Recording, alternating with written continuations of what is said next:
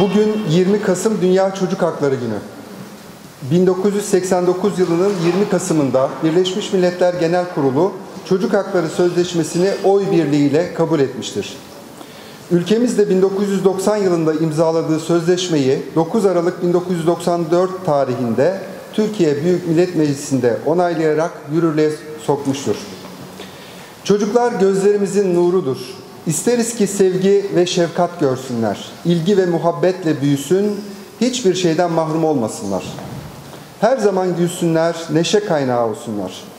Her çocuğun eğitim alabilmesi, sağlık ve sosyal imkanlardan faydalanabilmesi, kimliğini ve vatandaşlık haklarını alabilmesi, anne babasıyla ve yakınlarıyla yaşayabilmesi, her türlü tehlikeye karşı güven içinde olması, akranlarıyla koşup oynayabilmesi, ailesinin maddi manevi bütün imkanlarından istifade edebilmesi en doğal hakkıdır.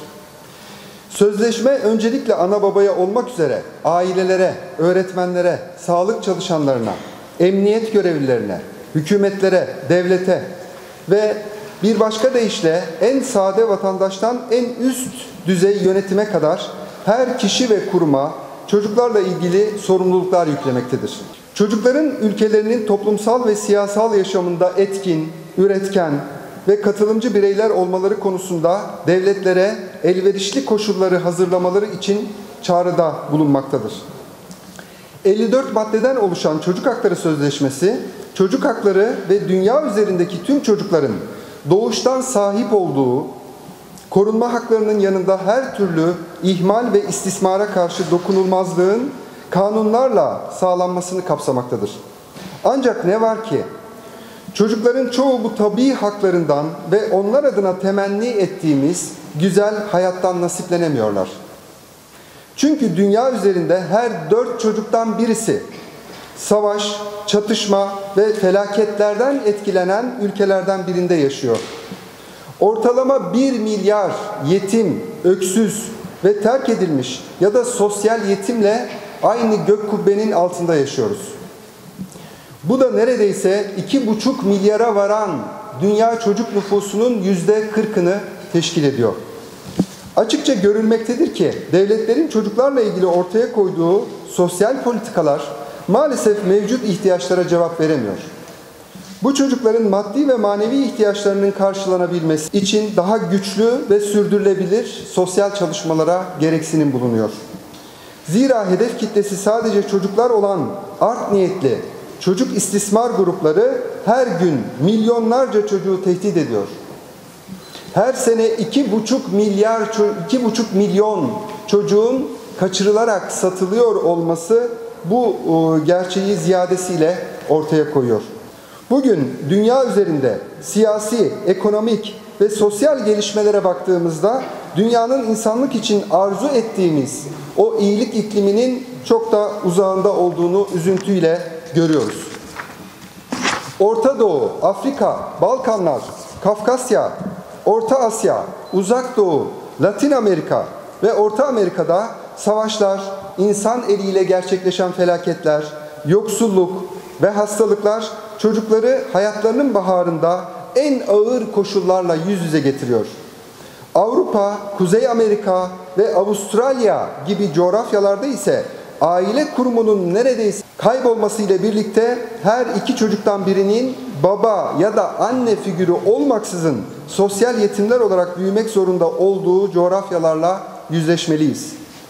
Bugün karşı karşıya olduğumuz tablo daha etkili, planlı ve programlı bir faaliyet takvimi hazırlama mecburiyetimizi açıkça ortaya koymaktadır. Savaşlar nedeniyle geçtiğimiz yüzyılda 191 milyon insan hayatını kaybetti.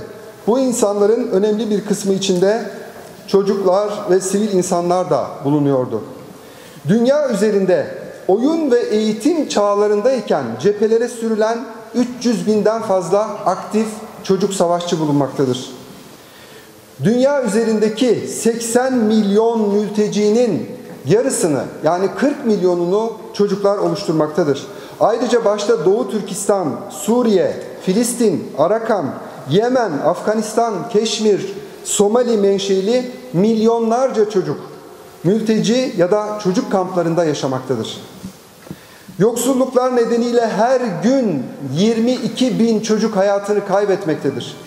385 milyon çocuk ağır yoksulluk şartları altında yaşamakta. Yetersiz beslenen 5 yaş altı 191 milyon çocuğun gelişimleri ise sekteye uğramaktadır.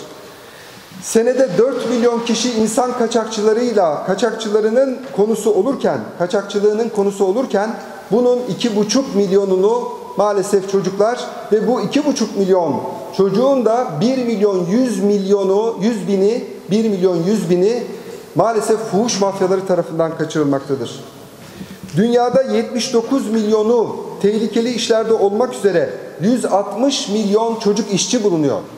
Bunların istatistiklere yansıyan rakamlar olduğunu tekrar ifade ediyorum. Bunun çok daha üzerinde rakamların olduğunu düşünüyorum.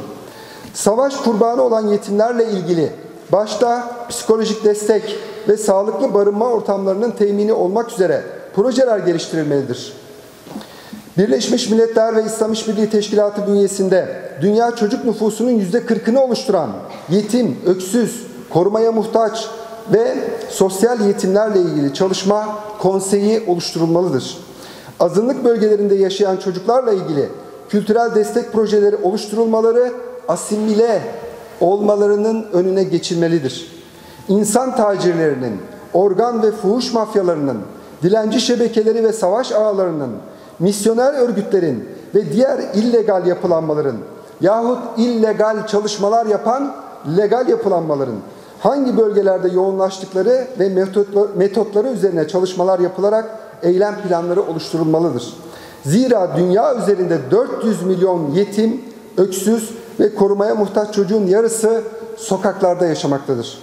İslam İşbirliği Teşkilatı bünyesinde İslam ülkeleri Ortak Sosyal Hizmetler Müdürlüğü kurulmalı, devletlerin güvencesindeki bu yapı tüm İslam ülkelerinde hizmet vermelidir.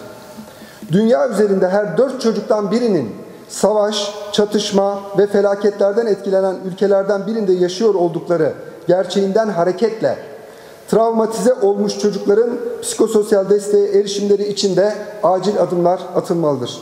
Beyaz bir arabanın olmasını hayal ediyorum. Harika. Evet. Bu annem, kız kardeşim ve ben resim çizmeyi ve sobe oynamayı seviyorum. Peygamber Efendimiz 2 güne aynı olan zararlıdır buyurmuş. O yüzden çok çalışmaya karar verdim. İyi insanların bizlere yardım ettiğini gördüğümde etkilendim. Ben de çok çalışıp ileride başkalarına yardım edeceğim.